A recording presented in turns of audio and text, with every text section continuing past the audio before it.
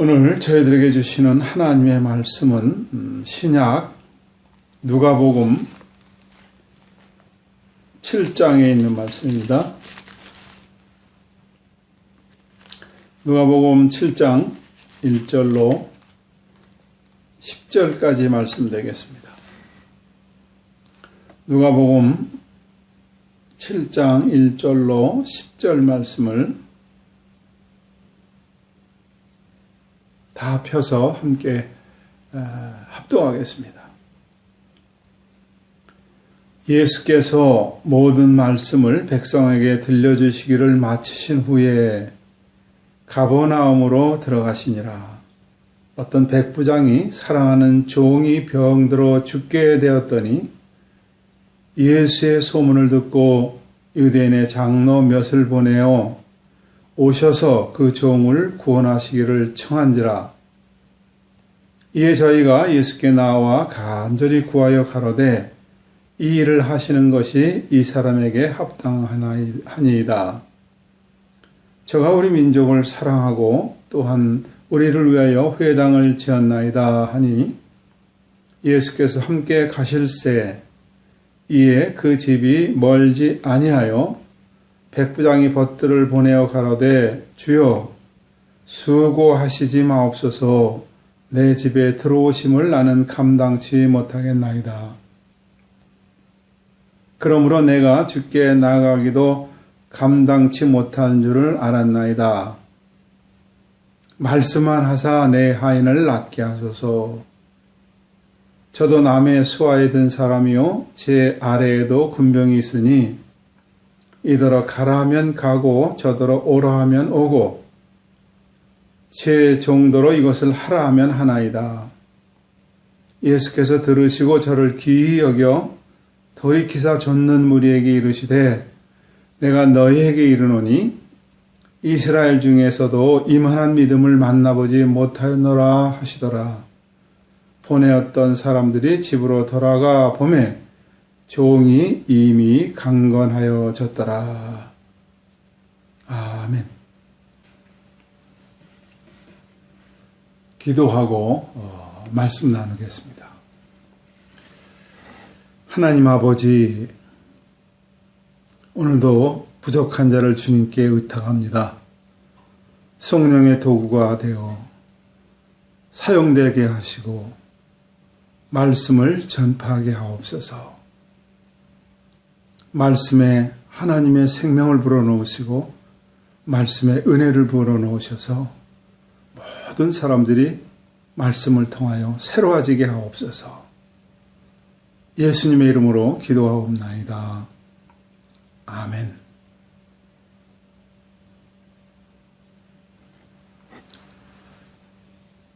우리는 지금 믿음에 대해서 두 번째 말씀을 나눕니다. 믿음은 들음에서 난다. 두 번째 말씀입니다. 하나님께서는 때로 천사를 통해서 말씀하시기도 하고 선지자를 통해서 말씀하시기도 하고 때로는 직접 말씀하시기도 했습니다. 최초의 히브리인이라고 하는 아브라함을 하나님께서는 부르시고 내가 네게 지시할 땅으로 가라고 말씀하셨습니다. 아브라함에게 너는 복의 근원이 되고 모든 민족의 어버이가 될 것을 직접 말씀하셨습니다. 애굽에서 신음하는 이스라엘 백성들을 하나님은 모세를 부르셔서 말씀하십니다. 내 백성을 애굽에서 인도해라.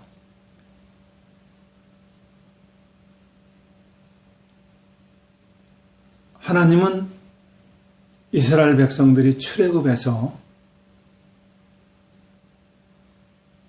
광야에서 율법을 주시고 여호수아를 통해서 가나안 땅을 인도 들어가게 합니다. 이 여호수아에게 두렵고 떨릴 때 직접 말씀하십니다. 강하고 담대하라. 내가 어디로 가든지 내가 너와 함께 하겠다고 그렇게 말씀하셨습니다.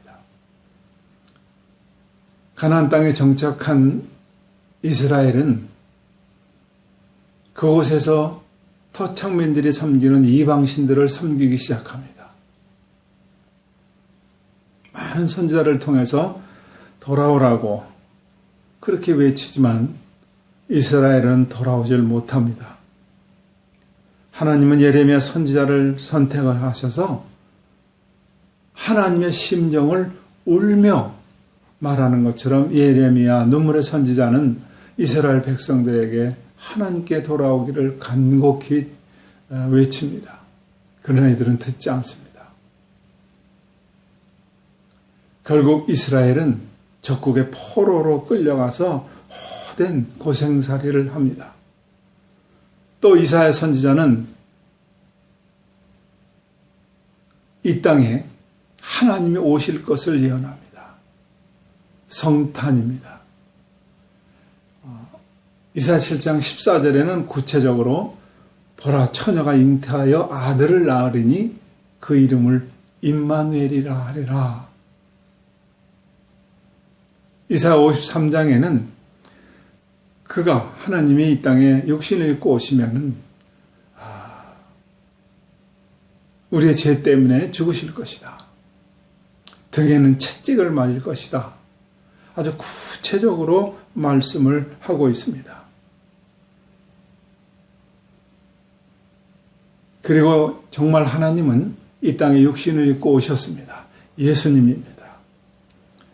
예수님께서는 이 땅에 오셔서 하나님 나라에 대한 말씀을 선포합니다. 예수님께서는 어떻게 죄사함을 받는지를 말씀합니다. 예수님께서는 정말 복이 무엇인지를 말씀을 합니다. 이 당시에 제사장들, 바리새인들은 율법을 잘 지키면은 세상의 부유함을 누린다는 그런 생각에 가득 차 있었습니다. 그런데 예수님은 복에 대해서 다시 설명을 합니다. 그것이 팔복입니다. 그리고 산상수훈을 통해서 크리스찬의 도구마라고 하는 이 교리를 통해서 모든 것을 재해석해 주십니다. 특별히 우리나라도 6.25로 또 일제시대에 그 수탈당하면서 너무 가난했고 6.25로 피폐당하고 너무 가난해서 이 축복 대성회 하면은 많은 사람들이 모였습니다. 그래서 예수 믿는 것은 세상의 부여를 누리는 거라고 생각을 했었습니다. 이게 80년대 이전까지의 우리들의 믿음의 모습이었습니다. 그리고 지금도 남아있습니다. 번영신학이라고 하는 이름으로. 예수님께서 말씀하시는 복은 이런 복이 아닙니다. 심령이 가난한 자는 복이 있나니, 애통하는 자는 복이 있나니, 의를 위하여 핍박을 받는 자는 복이 있나니, 의에 줄이고 목마른 자는 복이 있나니, 복에 대해서 다시 재해석해 줍니다. 이스라엘 백성들은 율법을 잘 지켜서 복을 얻고 세상에 힘을 얻고 이런 생각을 하고 있었을 당시에 예수님은 재해석합니다. 이것이 산상수훈의 말씀의 시작인데 주옥 같은 말씀을 하시고 이제 산에서 내려오십니다. 1절에 보면은 예수께서 모든 말씀을 백성들에게 들려주시기를 마치신 후에 이제 산에서 내려오시는 겁니다. 어디로 갔느냐? 가버나움으로 들어가셨다 그랬어요. 하나님의 나라에 대해서 복에 대해서 자세히 설명하고 들어간 곳이 가버나움입니다. 굉장히 대칭되는 말씀같이 보입니다. 왜냐하면 이 가버나움은 여러분 소돔과 고모라가 멸망했죠. 죄악이 아주 가득 차서 멸망한 도시 소돔과 고모라, 여기보다 더한 곳이라고 그렇게 말합니다. 마태복음 11장 23절로 24절에 보면 이렇게 말씀합니다. 가버나움아, 네가 하늘에까지 높아지겠느냐? 음부에까지 낮아지리라. 내게서 행한 모든 권능을 소돔에서 행하였다면 그 성이 오늘날까지 있었으리라. 내가 너희에게 이르노니 심판의 날에 소돔 땅이 너희보다 견디기 쉬우리라. 제가 가득 차서 유황불의 심판을 받고 멸망한 소돔, 여기가 차라리 낫다는 거예요. 심판의 날에. 그 정도로 타락한 것입니다. 믿음이 전혀 없는 지역입니다. 이 지역에 유대인도 아닌 한 이방인의 믿음을 우리가 오늘 보는 것입니다. 이 땅에 2절에 보면 어떤 백부장이 사랑하는 종이 병들어 죽게 되었다는 거예요. 이 백부장, 로마군 장교입니다. 이방인입니다. 수하의 100명의 부하를 거느린 장교입니다. 그 집에 하인이 병이 들어서 죽게 되었습니다. 그래서 예수님에게 지금 청해서 고쳐달라고 하는 장면입니다. 2000년 전의 하인은 정말 여러분 짐승 같았습니다. 아리스토텔레스의 글에 의하면은 연장은 생명 없는 농사를 짓는 도구고 이 노예는 생명 있는 도구입니다. 로마 농업 전문가의 기록에 의하면은 연장이라고 하는 것은 무생물의 농사짓는 도구고 짐승은 말 못하는 농사짓는 도구고 노예는 말하는 도구입니다. 이런 취급을 받았습니다. 여러분 2000년 전 얘기할 게 뭐 있습니까? 미국은 1860년까지만 해도 노예 제도가 있었습니다. 지금으로부터 160년 전에 노예 제도가 있었습니다. 노예들은 짐승 취급을 받았습니다. 그런데 이런 노예를 160년도 아니고 2000년 전에 로마의 한 백부장이 예수님을 청해서 고쳐달라고 합니다. 근데 예수님에 대해서 어떻게 알았을까요? 오늘 3절에 보니까 예수님의 소문을 듣고 그랬어요. 백부장은 예수님을 만나거나 예수님에게 가르침을 받은 적이 없습니다. 소문을 듣고 유대인의 장로 몇을 보내어 오셔서 그 종을 구원하시기를 청한지라 그랬어요.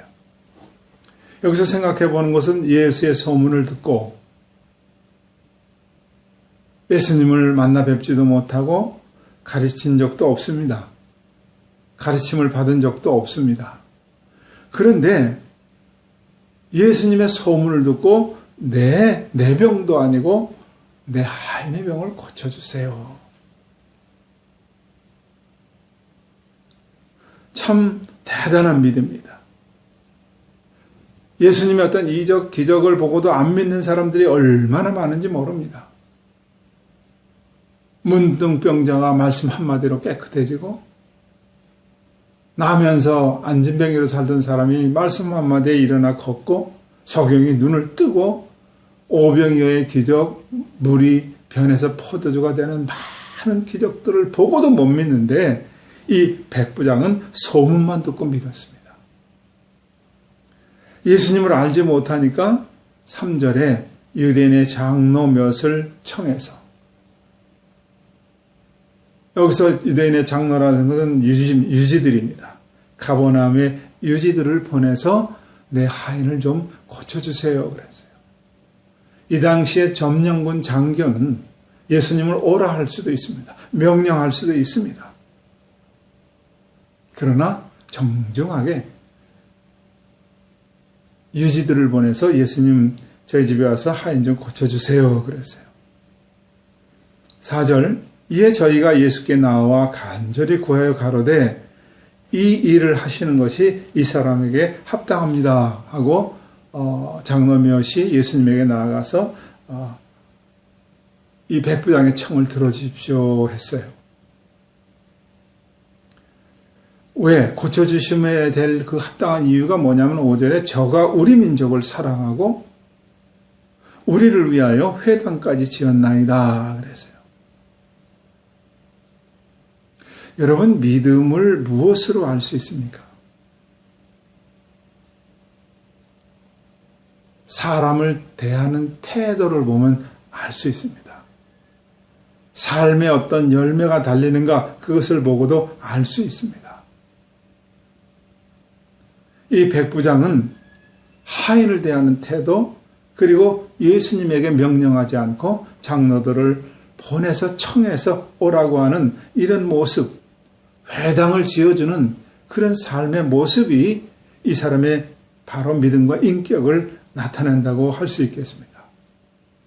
6절에 보니까 예수께서 함께 가실 새에 그 집이 멀지 아니하였는데 백부장이 벗들을 보내요. 사람들을 보내요. 가로되 주여 수고하지 마옵소서 내 집에 들어오심을 나는 감당치 못하겠나이다.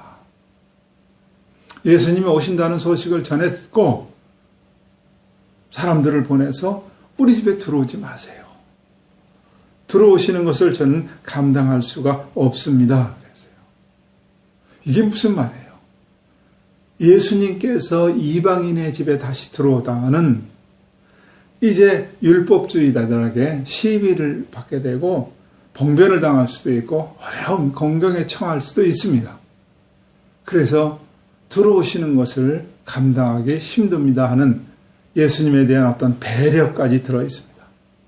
그러니까 이 백부장의 삶은 하인도 사랑하고 회당도 지어주고 또 예수님의 그 어려움을 당할 것을 헤아리고 배려하는 그런 모습이 참 이 백부장의 믿음만큼이나 아름답습니다. 7절에 오시지 않아도 돼야 될 이유에 대해서 말씀합니다. 말씀만 하시면 내 하인이 낫겠나이다. 대단한 믿음입니다. 정확하게 예수님을 이해했고 믿음을 정확하게 이해했습니다. 웬고하니 8절에 저도 남의 수하에 있습니다. 나보다 높은 사람이 오라 하면 난 가야 되고 내 밑에 수하에게 너 와라 그러면은 옵니다. 내 수하에도 그렇고 나도 그런데 예수님이야 뭐 오실 게 뭐가 있겠습니까? 나 같은 사람도 그런데 그냥 말씀만 하시면 나을 수 있지 않습니까? 대단한 믿음입니다. 예수님께서 9절에 이스라엘 중에서 이만한 믿음을 내가 보지 못했다 그랬어요. 온 이스라엘을 다 둘러봐도 이만한 믿음을 가진 사람이 없다 그랬어요. 여러분, 우리의 믿음을 한번 다시 생각해 보세요. 우리는 과연 믿음이 있습니까? 믿는 척 하고 있는 건 아닙니까? 상당히 도전받는 말씀입니다. 예수님께서는 성경에서 곳곳에 믿음에 대해서 지적합니다. 마가복음 9장 19절에 보면 믿음이 없는 세대요. 벙어리 귀신 들린 아이를 가진 아버지가 예수님께 나와서 할 수만 있으면 이 아이 좀 고쳐주세요. 그랬어요. 할 수 있거든이 무슨 말이냐. 믿는 자에게 능치 못할 일이 없다. 믿음이 없는 세대요. 그렇게 말씀합니다.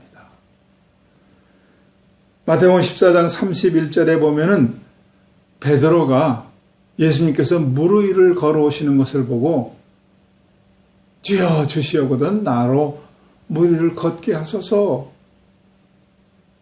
예수님이 오라 해서 물 위를 걷습니다. 풍랑이 있는 것을 내려다보고는 빠져들어갈 때 이 믿음이 적은 자요. 믿음에 대한 말씀을 합니다. 요한복음 20장 27절에는 믿음 없는 자가 되지 말고 믿는 자가 되라 그랬어요. 이 말씀은 도마라고 하는 사람이 제자입니다. 예수님이 부활할 때 그 자리에 없었어요. 보지를 못했어요. 그랬더니 뭐라고 그럽니까? 내가 예수님을 직접 보고 손으로 그 못자국을 만져보기 전에 난 안 믿어 그랬어요. 예수님께서 보여주시면서 믿음 없는 자가 되지 말고 믿는 자가 되라. 넌 본고로 믿느냐? 보지 못하고 믿는 자가 복되다 그랬어요. 누가복음 18장 8절에 보면 인자가 다시 올 때 믿음 있는 자를 보겠느냐 그렇게 한탄하시는 말씀을 하십니다. 이 백부장은 소문만 듣고 예수님을 믿었습니다. 예수님께서 직접 오시지 않아도 된다고 믿었습니다. 대단한 믿음입니다. 가끔 성도님들이 기도 요청을 할 때 기도하겠습니다. 그러면은 집에 오셔서 기도해 주기를 바라는 사람이 있습니다. 기도는 찾아가서 예배를 드리면서 기도를 같이 할 수도 있지만은 얼마든지 혼자서도 할 수 있습니다. 이 백부장은 구태여 예수님 오시지 않아도 말씀만 하시면 되지 않습니까? 그랬어요. 여러분, 제가 여러분에게 질문합니다. 이사야 53장 5절 말씀에 그가 찔림은 우리의 허물을 인하며 그가 상함은 우리의 죄악을 인함이라. 예수님의 십자가의 피로 죄사함을 받은 것을 믿습니까? 아멘? 믿어요. 그가 채찍에 맞음으로 너희가 나음을 입었다. 예수님께서 구태여 등에 채찍을 맞았어요. 그런데 왜 맞았느냐? 너희가 나음을 입었다는 거예요. 여러분, 죄사함뿐만 아니라 등에 채찍을 맞은 것은 그 많은 마음의 상처들, 그 육신의 질병들을 위해서 예수님이 채찍에 맞았다는 거예요. 이 말씀을 붙들고 여러분 한번 묵상해 보십시오. 그 채찍은 여러분 잘 아시지 않습니까? 고난주간에 말씀드려서 가죽 끄트머리에 생선 가시나 조그만 낚시 바늘 같은 것이 달려서 등을 때리면은 등에 꽂힙니다. 잡아당기면 쭉 찢어지는 그런 매를 39대를 맞습니다. 왜 맞았습니까? 그냥 십자가에 죽어서 죄사함만 하면 되는데 우리의 나음을 위해서. 가끔 교회에서 그런 분들을 많이 봬요. 상처가 많습니다. 상처 때문에 힘들어요. 여러분 죄사함을 믿잖아요. 엄청난 거를 믿잖아요. 부활을 믿잖아요. 내가 하나님의 자녀됨을 믿잖아요. 그렇다면 여러분 상처 정도 하나는 그건 아주 작은 것 중에 하나 아닙니까? 육신의 질병을 가진 사람들, 마음에 상처가 있어서 힘들어하는 사람들, 한번 예수님의 십자가의 그 고난을 생각하면서 등에 채찍 맞음을 묵상해 보세요. 말씀을 자꾸 읽고 또 마음에 새겨보세요. 육신의 질병도 마음의 상처도 깨끗하게 치유되는 것을 한번 경험해 보세요. 우리의 믿음은 너무나 화석화되어 있습니다. 아무것도 안 일어난다고 생각을 합니다. 오늘 이 백부장의 믿음은 우리가 다시 한번 태세계별 말씀입니다. 소문만 듣고 믿었어요. 우리 집에 오실 건 뭐 있습니까? 그냥 말씀 한마디면 깨끗해집니다. 또 들으면 말씀은 믿음은 들음에서 나는데 들음은 그리스도의 말씀이다. 그런 말씀 중에 또 하나를 생각하는 것이 아닌 기생라합입니다. 여러분 기생라합은 하나님께서 어떻게 한 역사를 들었어요. 어떻게 홍해를 가르고 나왔고 어떻게 여리고성이 무너졌고 어떻게 가나안 땅에 들어왔는지 이스라엘 백성들의 모든 것들을 들었어요. 여호수아 2장 8절로 14절에 보면은 말하되 여호와께서 이 땅을 너희에게 주실 줄을 내가 아노라. 우리가 너희를 심히 두려워하고 이 땅의 백성이 다 너희 앞에 간담이 녹나니 이는 너희가 애굽에서 나올 때에 여호와께서 너희 앞에서 홍해물을 마르게 하신 일과 너희가 요단 저편에 있는 아모리 사람의 두 왕 시돈과 옥에게 행한 일 곧 그들을 전멸시키는 일을 우리가 들었음이라 그랬어요. 우리가 듣자 곧 마음이 녹았고 너희의 연고로 사람의 정신을 잃었나니 너희 하나님 여호와는 상천하지의 하나님이시다 그랬어요. 이 라합이라는 여인도 이방 여인입니다. 보고도 안 믿는 사람이 많은데 이 라합이라고 하는 여인은 소문만 듣고 믿었어요. 그래서 정탐 나갔던 사람들을 몰래 숨겨주고 이 여인이 구원받는 내용이 여호수아의 2장에 쭉 나와 있는 말씀입니다. 백부장은 소문만 듣고 믿었습니다. 라합도 듣기만 하고 믿었습니다. 여러분, 믿음은 뭐에서 난다고 그랬어요? 들음에서 나는데 들음은 그리스도의 말씀으로 말미암느니라. 예수님께서 십자가에 피 흘려 돌아가신 것은 나와 여러분의 죄를 용서하신 것입니다. 믿는 자가 구원에 이릅니다. 마음으로 믿어 의에 이르고 입으로 시인하여 구원에 이르어요. 믿어야 되는 것입니다. 예수님께서는 등에 채찍에 맞음으로 너희가 나음을 입었다. 여러분, 믿어야 나음이 있는 것입니다. 여러분, 오늘 아직도 구원이 불명한 사람들은 예수님을 영접하세요.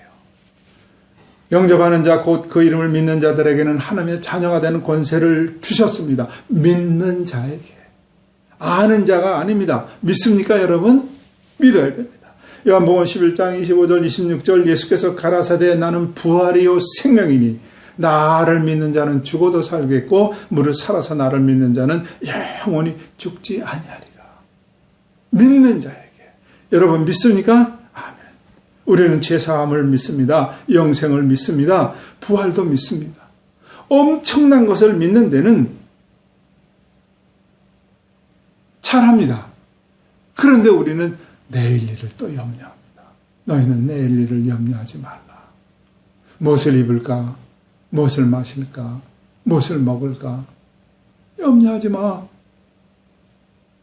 다 이방인들이 구하는 것이고 너에게 있어야 될 것은 안다 그랬어요.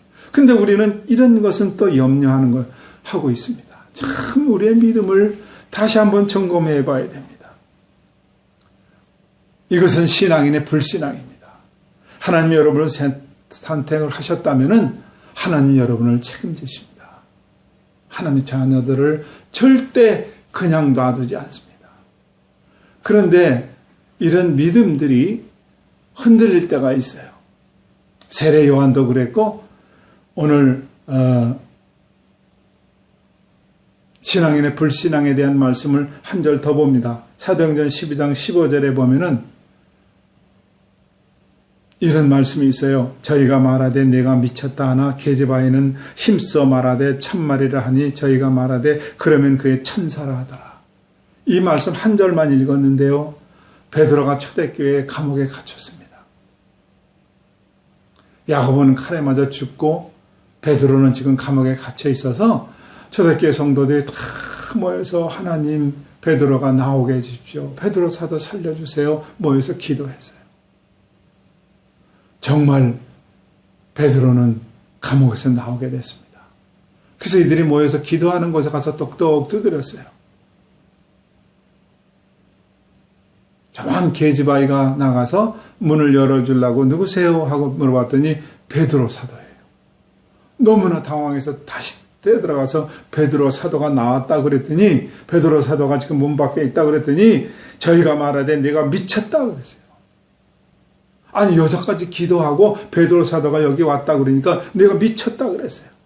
게르바에는 힘써 말하되 참말이라 하니 저희가 말하되 그러면 그의 천사라 하더라. 기도하고 안 믿습니다. 여러분 이게 우리 아닙니까?